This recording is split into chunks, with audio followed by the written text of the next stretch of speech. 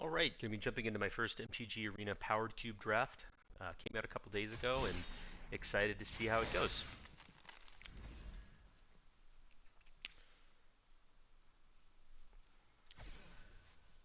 So obviously, MTGO has had a vintage cube, a powered cube for years and years and years.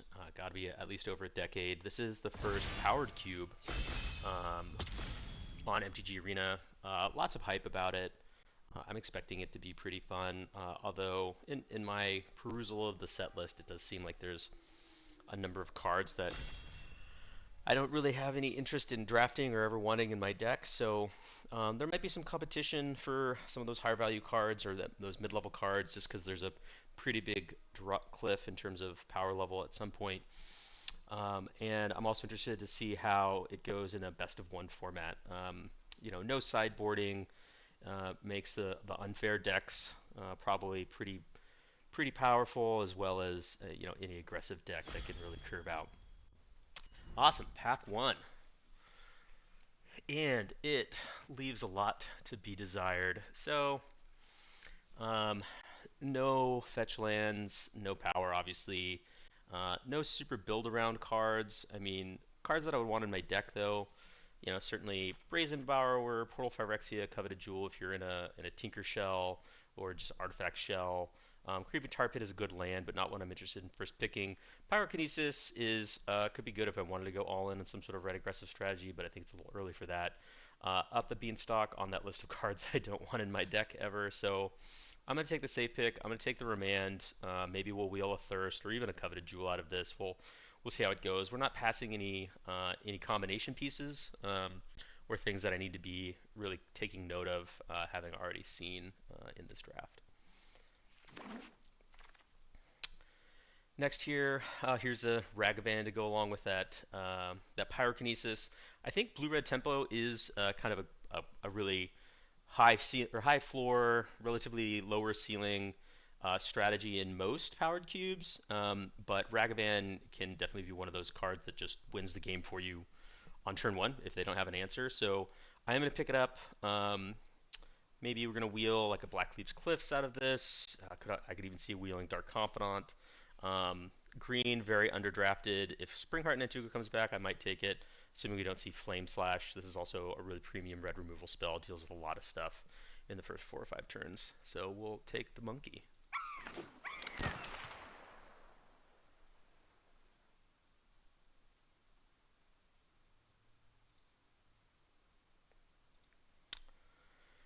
See who we're drafted with. LVB, not the LSV. Peach, DC, Hetsuti, Aeon, Oeon. I'm Arton. Okay, let's see. Fractured Identity, pretty fun. Baby, um, 3-drop, PVDDR. Um, hmm. Generous Plunderer is, I think, a little bit of an undervalued card. It can solo a lot of artifact-centric strategies if they don't deal with it. Dak Faden obviously can pick up just about pick off any artifacts that are out there. We're gonna grab them. Maybe we'll wheel Generous Plunderer when we'll wheel Talisman of Dominance, but looks like we're heading towards a red-blue shell here. Vaultborn Tyrant, definitely a top tier sneak attack and flash target. Not the best one, but a good one nonetheless. So just something to be aware of if we do see a flash later on. Try to keep track of those creatures that we really, really want. We'll take deck There's bait. plenty of profit to be had. Ooh, this is interesting. So I would consider this to be a late Karakas. I'm not alone in valuing this very, very highly. Have some good Grixis lands. It's not on. It's pretty easy to dip into black when you're, or one of the 3 colors that you're not highly already. Karakas is just going to be a really good land, even if it's colorless in my deck. We're gonna grab it. Maybe we see some more white and we, you know, get into a Jeskai build. But I think Karakas is the best card here. Maybe we'll wheel Talisman of Progress. Luck I'll probably not. Honestly, maybe even a Trinket Mage you might wheel. Probably it's more like a Beza. That's another card I don't ever want to play. But let's see here. Next pack. Okay.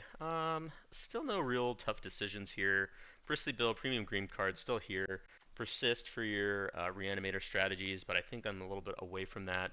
Um, Bonecrusher Giant, I think, is like not at its best in a power shell. 2 mana for 2 damage just is kind of really tough. I think what we're looking at is the Mana Confluence, Malcolm, Esper Sentinel if we wanted to get there. I'm going to take the Malcolm, um, and I feel okay about that. Uh, yeah, just being able to leave mana up in a red-blue shell is good, and then cast a creature on the way back feels pretty good. Next here, Natural Order Strip Mine. A little surprising. I feel like I'm going to take Grim Monolith. We're going to see what we can do with it. This is, I think, a late Grim Monolith. I'm not sure what people would be taking out over this aside from power and like hyper aggressive strategies. But if we can go over the top and take advantage of this, then we definitely would like to do that.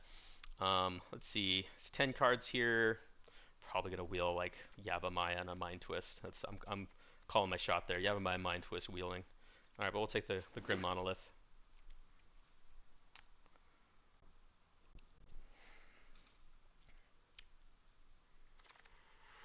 Hmm.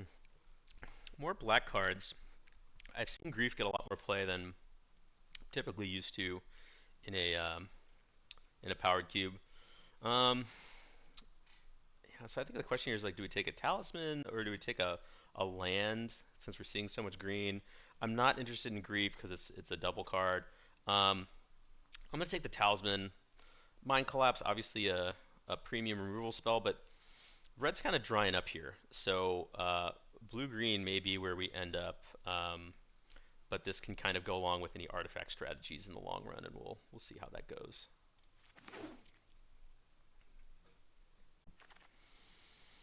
Here we are. Here's Woodfall Primus and Fairy Mastermind.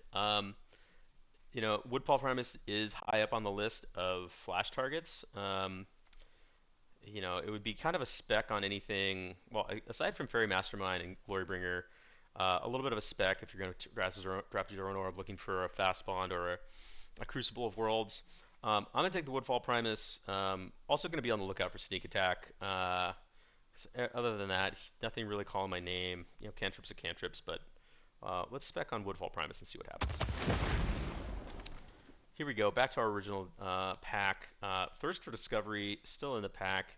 I think I'm going to go ahead and grab it. Card draw is good. Otawara is good interaction. Faithless Looting kind of can push us into that Reanimator strategy. We did just get a really good target there. Hmm.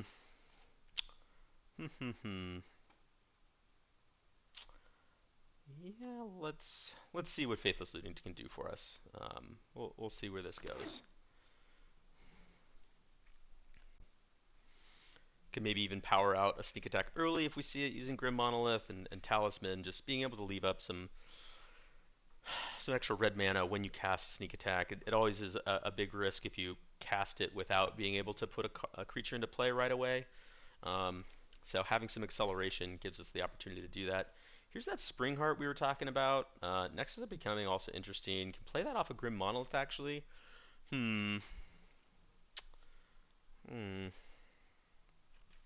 We're gonna take the Springheart. I think we're starting to veer away from the blue and the red, or from the red, excuse me. But let's take Springheart. Here's a Vaultborn Tyrant. We're gonna take that.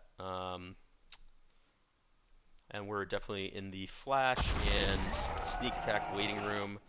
Outland Liberator, Fiery Islet. We should probably take the land. There's a lot of good enchantment removal. We're not in green yet. Like I said, we're in blue-red, hoping to spike a Sneak Attack or a Flash. Kind of go from there. That Mana Confluence comes back. That's good. Golos could be good too. Maybe we end up in a 5-color shell. I think the Mana Confluence is probably safer. We're going to take that. Yavimaya Ghostfire Slice. That's interesting. Yeah, we're probably not going to... This can turn on other... This can make Karakas thing. Green Sun's up. It's not a 0, but it's going to go into the sideboard. And what did we hit here? The answer is a big fat nothing. So if we're playing blue, which I think we are, I mean, we're going to put Springheart in the and Yava Maya. I'm gonna reserve the mana leak. I mean, if we're playing blue, it's gonna do the most for us. Don't believe we saw a recurring nightmare, but also I think we're far away from black and expecting to see much black. Um, Maybe we'll wheel this prime time. I mean, we're just God, just looking out for that sneak attack so hard, and yeah, and the flash. Yeah, not over two on pack one or on pick ones so far. Maybe we get past something nice. Someone got extra lucky. We'll get a power card or even a Mox Diamond, maybe? No. Hmm. So yeah, we're gonna take the Volcanic Island and be happy about it. We want to be able to cast our cards, and this is the best way to do it. If we wheel Expressive Iteration, that'll feel really good. Maybe we'll wheel Watery Grave and grab it, and we'll see some black otherwise. Legion Extruder could also be okay. But looking here, we did not wheel the Brazen Borrower, now that we think about it. So this has been a tough pack, or tough draft to read. But still, hope against hope for that flash or that sneak attack.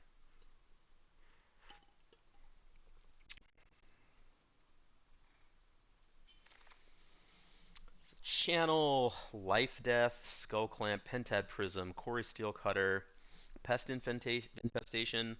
You know, we're not, yeah, we're a couple lands away from Life Death being good with either of these two cards. You know, obviously it would be like a black splash at this point, but I don't think that there's anything else in here that's really going to do it for us aside from maybe a Pentad Prism or Consider. We're going to take Life Death. Maybe this Faithless Looting will pay off for us, and we can see some other ways of getting stuff into the graveyard and doing busted stuff with it.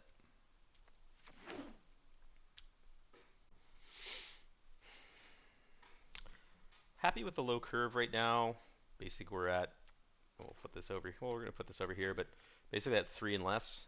So, I mean, a Chrome Mox would be fantastic. Obviously, I said Mox Diamond, but just other ways of cheap mana. Because I mean, if you're either getting something out quickly, you're interacting with what they get out quickly, um, or just drawing a lot more cards very quickly. It's kind of what you need to be doing. If you're just land go one spell at a time, you're gonna have a bad time. Ooh, here's that Nadu. Um, Gosh, I'm not opposed to this. I mean, we did get the Spring Heart. We got the last pick, Green Sun Zenith. You know what? We're gonna go for Nadu. We're gonna look for equipment, look for Lightning Greaves, look for Lava Spur Boots. I mean, Nettle Cyst technically is in those cards, but I mean, if we don't take this, what are we taking? We're taking Raucous Theater. Um, you know, we're gonna go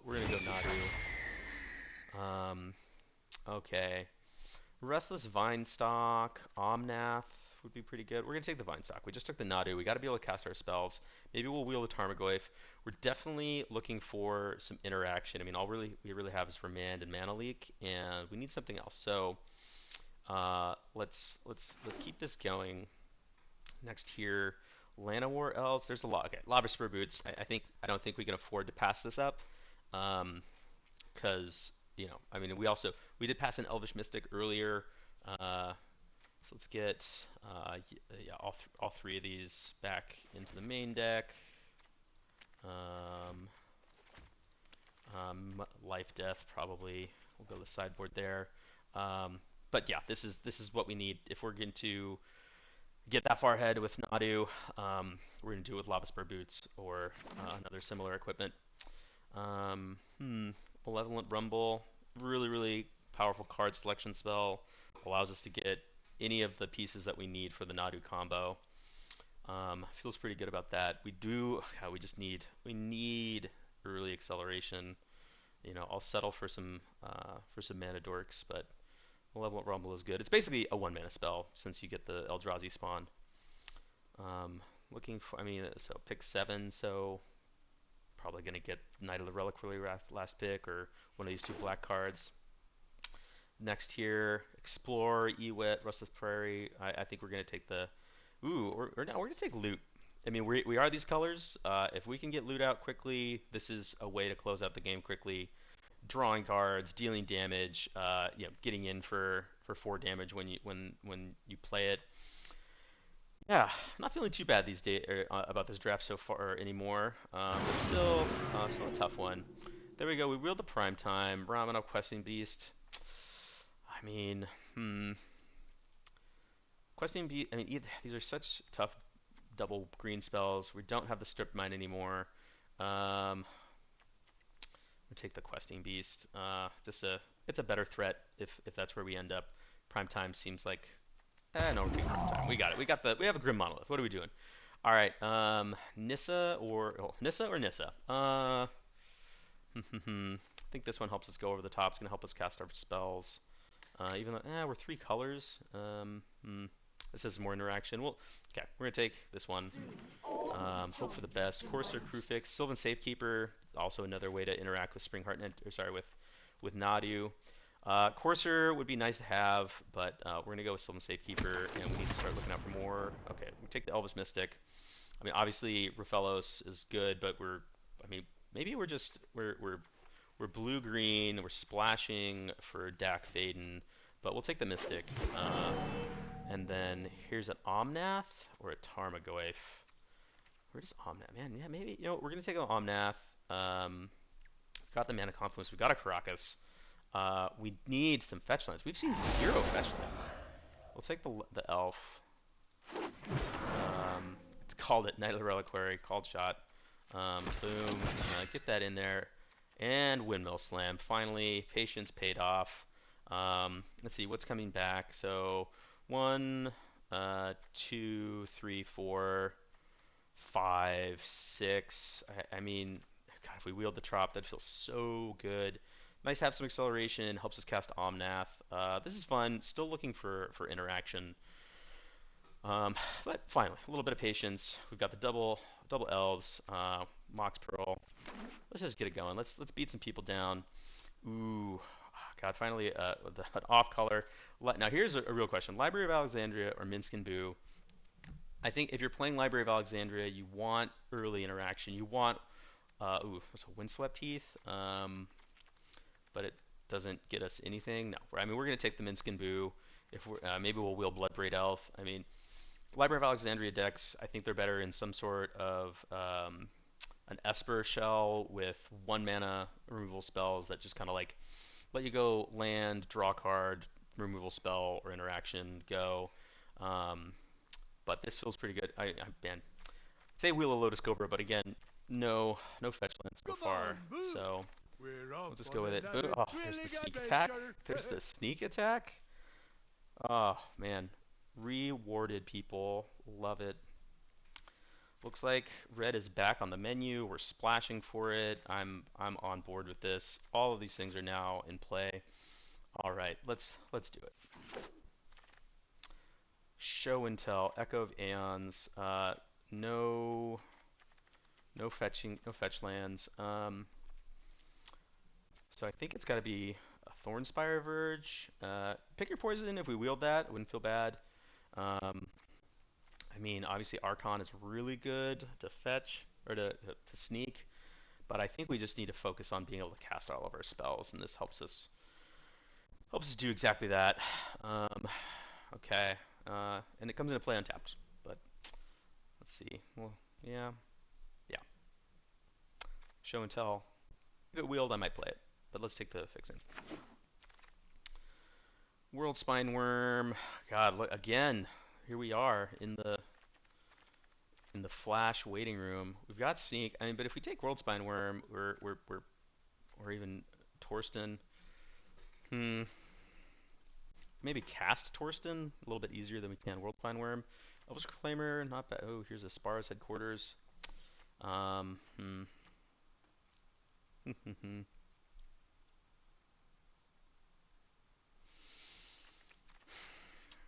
one man. So this being passed means that definitely no one. Oh, okay. In any case, Tamio, Rexage, Ponder, Brainstorm. I'm gonna take the Ponder just because it gives us another way of card selection, which we're in short supply of. If we wheel any of these green cards, that'll be good. But Ponder, I think, is better than Brainstorm in this situation. Noble Hierarch or Miscalc, or Ignoble, excuse me. I mean, we're going to be tapping out more often than not, so we're going to take the Ignoble. Nissa, Pilsbog, Mortuary. No, we're just going to take the Breeding Pool. I mean, Nissa's another creature, but I think we're good. We're just trying to get all this stuff going. But first untapped blue-green land, so that feels good. Sentinel, yeah, no, they're really nothing else to really consider here. So we'll move the Mox Pearl over here. Well, let's put it right there. Admire it a little bit. There we go. Yeah, Sentinel down the city, fills the curb. Here's that. Okay, now Bloodstained Mire can get Volcanic Island. That's not a 0. I mean, what's our creature count? Oh, plenty. We're good. Yeah, we're gonna take the Mire. Yeah, yeah. Gets Volcanic Island. Yeah. All right. Expedition. Mire can get Ndotha Triome. Or do we take the Lush Portico? Blue, white, green. Yeah, I think I'd rather have the card selection. We'll go with the Portico. What is going on? All right. I mean, if we're gonna be a sneak attack deck, might as well have the best sneak and reanimate target there is. Okay. All right. Well, we're gonna take the Rex Sage. Yeah, just because we can tutor it out with Green Sun Zenith. Wow. I'm happy. I'm very happy.